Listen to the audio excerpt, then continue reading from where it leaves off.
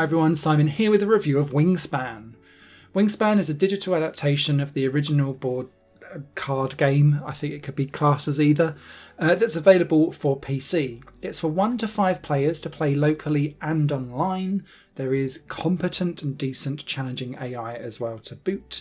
And it is a gorgeous and relaxing and taxing on your brain strategy game that I would kind of describe as if birds had top trumps that had chain reactions. That's probably a really bad tagline, and everyone that's played the game is like, no, it's not, Simon. But never mind. I've never played the original, so I can't comment on that. I'm going to try and explain in broad terms how the game works rule-wise, so that you kind of get the gist of the game. I won't be going into knee-crippling detail, though, because that will bore you all to tears. And I'm by no means not an expert, because having lost every single game I've played so far, yet loved every minute of it, I don't think I'm the best person to talk strategies. Anyway, onward! Oh dear. So, Wingspan, 1 to 5 players, all around, gaining feather points. Wingspan has a very set timescale for how it's played.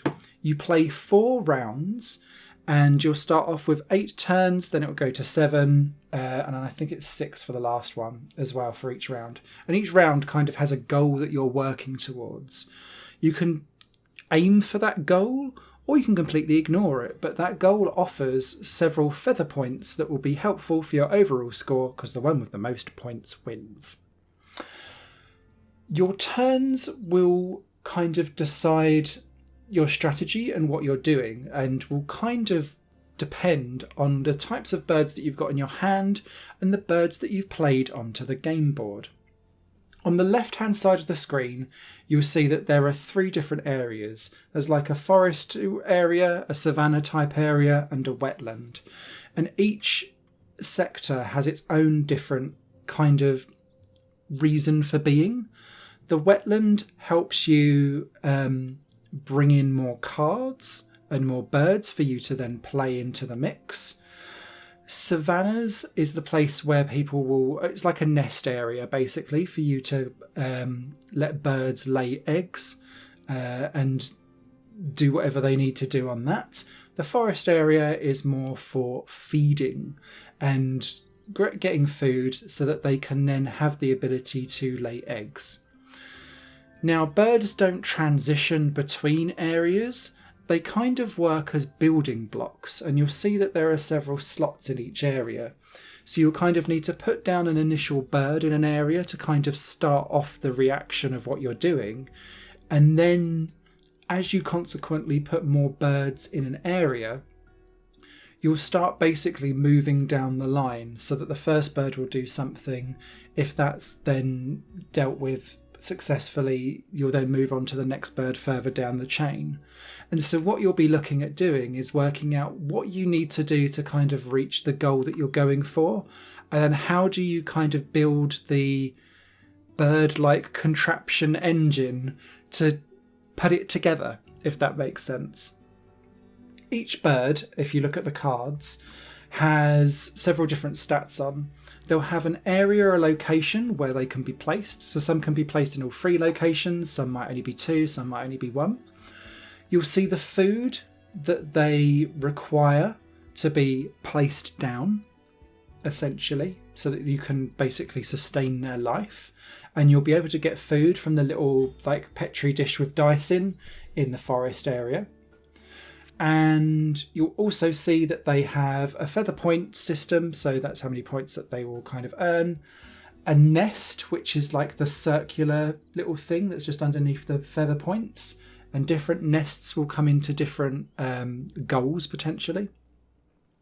And then they've got wingspans, and the wingspan is basically around if you've got birds that are predators, they'll be able to prey on birds that have got a wingspan under a certain limit. So it's kind of like an extra tactic to try and get more feather points. Now you'll get feather points for laying down the actual birds themselves and playing them. You'll get feather points for storing food for later. storing eggs, because you'll need egg production going on in the savannah area to try and get them going. And you'll see the egg sections are down at the very bottom of each card. You'll also be able to score feather points for having birds underneath predator cards as well, where they've kind of tucked them under their wing, so to speak. There are a couple of other kind of more trickier ways of getting feathers as well, but the idea is that at the start of each round it will kind of say whoever's got the most eggs in the savannah section will win this specific round and will get like an extra 7 or 9 feather points. So you'll kind of all go targeting for that area. However, if you know that you're already kind of out of kilter with that, you'll be able to see what the next few rounds are in offer. So if you think, oh, do you know what, I've not got the hand selection to even tackle that, but round 2 is juicy because that's all about having birds of a certain wingspan or something like that, you can actively kind of ignore the first section and go for the second one, so that you're that far ahead that you've kind of won that section, so to speak. Real tactical players will be able to balance the building act so that you can cover all the different types of scenarios and be ahead in each round as you go along.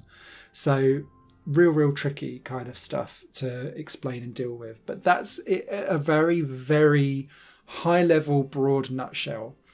But the reason why I say it's top trumps with chain varieties is that you're always looking at the stats of the birds so that you can work out where best to place them, when to place them, what order to place them in sometimes, what you need to do to kind of lay them down. But then with the chain reaction kind of element, it might be that you've got birds that have different passive abilities as you go down that chain reaction. And this is where this when played, when activated, or like throughout type thing is dealt with on the cards that you may see as you're watching the gameplay footage. So it might be that once it's been played, it will constantly give you some corn or a fish because it's found it in the forest or something like that, or in the wetlands. It might be that every time you play it, it then produces an extra egg or something like that. Or it might be that when it's played, it will actively take someone from your deck, another bird from your deck, if its wingspan is under like 50 centimeters or something like that. So you're always kind of looking at how can I make the biggest, best chain reaction that will constantly sustain what I've got going on, so that it makes it less chance-based for you to then have to roll the food dice, for example, and hope that you get the berries or the worms so that you can then bring out the next card if you can already get the chain reaction to do half the work for you. I hope that makes vague sense because it's difficult to explain. And Wingspan actually has a bit of, it did for me at least, have a bit of a initial difficulty learning curve. And it's because when you play with the controller, you use the bumper buttons to switch between the different areas. And the control scheme, it works actually really well once you're used to it. But I kept on I wanted to activate one area but then play the card in a different area, and I kept on getting confused and flipping between different things and going like, because the screen initially to me looked quite cluttered, but over time you start to get really, really used to how it works. From the digital extras perspective, when you play online, players have a minimum of a 5-minute time limit for each play turn that they deal with. Now that is more than enough, but it does mean that if people were going to kind of take forever to deal with something, it does mean that games will kind of run quite slowly. But if you've got people who are competent and know what they're doing and are actively playing, then the game will quite happily kind of passively push through. However, if you do want asynchronous kind of ones that will run over several days, then that is definitely an option for you. The AI is very, very competent, and there's a couple of different versions of it. So you've kind of got AI that kind of work for themselves, and then there's an Automa version which is kind of, from what I read, is bound by the original rules. Now, because I haven't played the original game, I don't understand what the differences are, and it's not really explained in the game. So I'd be interested to know exactly what that all kind of means. However, when birds are played, I adore the sound effects and all of the extras that come with it. And this is really what kind of makes Wingspan elevated up to a reason why you'd want to get a digital version, is that for each bird, and there's loads and loads of bird cards, it's got to be over 100, it's done in a way that will then play their bird call and give you some facts about the bird, and from like a lady encyclopedia who kind of talks about it and gives like an off fact and everything. And then once you've done that, it then kind of moves into their encyclopedia. So every bird that you've ever played will kind of end up in there. So there's a bit of a collect and seal them all kind of thing that's going on behind the scenes, which I really enjoyed. And that combined with the acoustic, folksy, laid back, relaxing soundtrack and the bird song that's just kind of tweaking away in the background just makes it a really relaxing, zen-like experience. Even though your brain is like proper going, how does this work? What do I do next? I was really chilled and in the moment and just enjoying being learning about these birds as I'm playing with them at the same time, because I don't really know very much about the species.